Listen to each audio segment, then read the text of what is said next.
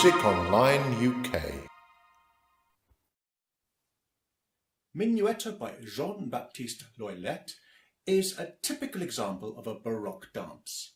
And in this video, I'm going to be showing you some of the things that the examiner will be looking out for so that you can get the best possible mark in your exam. Now, first of all, I want us to look at separated notes. The rule in Baroque music is generally that the next to shortest note should be separated from those around it. And in this piece, the next to shortest note is the quaver.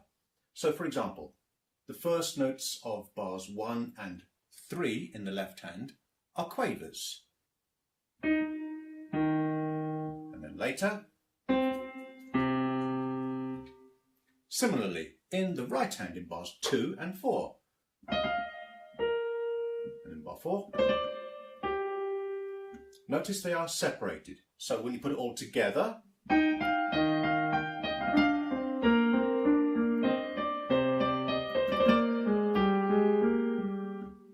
they should not be legato or joined to the note that follows it, like this.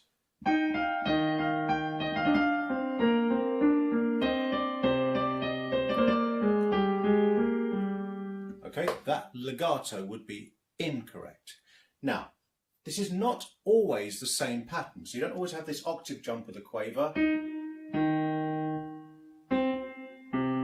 separated from the crotchet that follows it.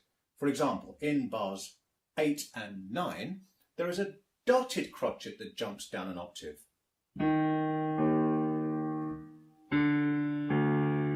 And in this case, make sure that you overlap the dotted crotchet above the bass note.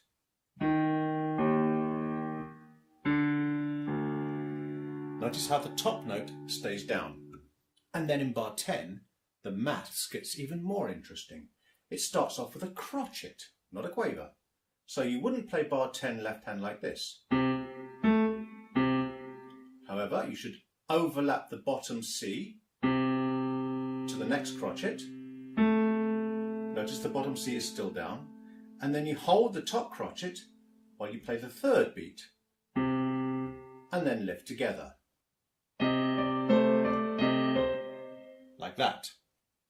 And then we get to the page turn. Now this is a little bit problematic because really you want to sustain this dotted crotchet.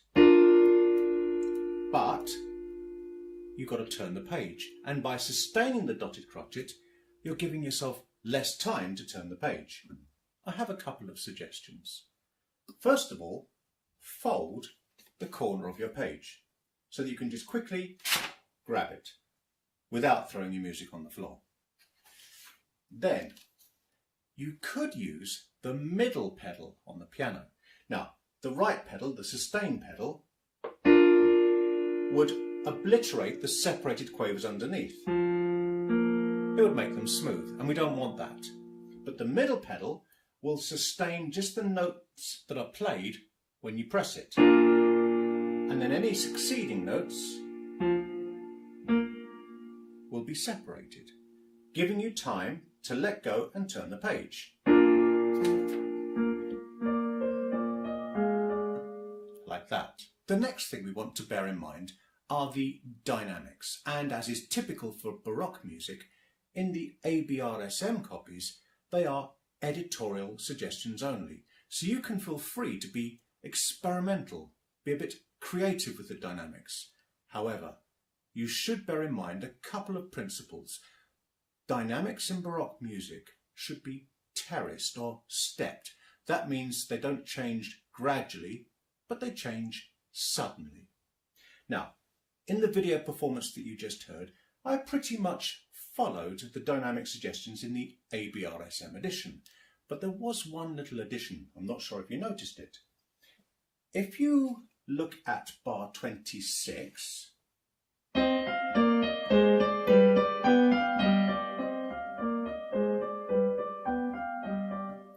we have a 2-bar phrase which is sort of echoed 2 bars later at a quieter volume. Then, similarly, in bar 34,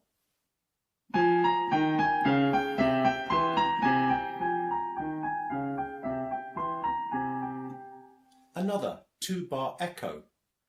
I decided that I would add a similar effect starting at bar 57 and putting an echo in bar 59.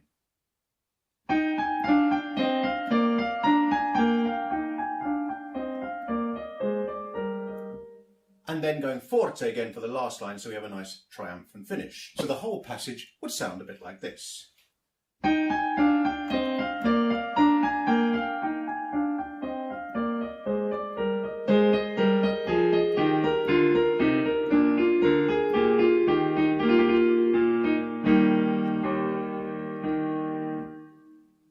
Next, let's talk about ornaments.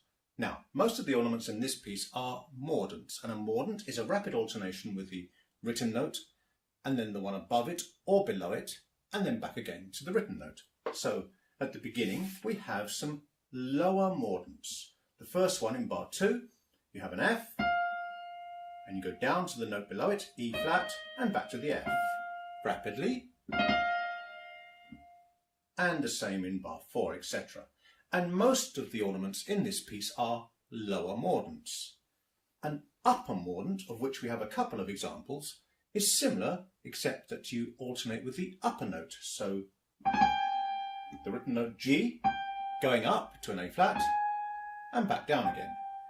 However, the suggestion in the ABRSM copy is that these upper mordants should not start on the written note, but on the note above it.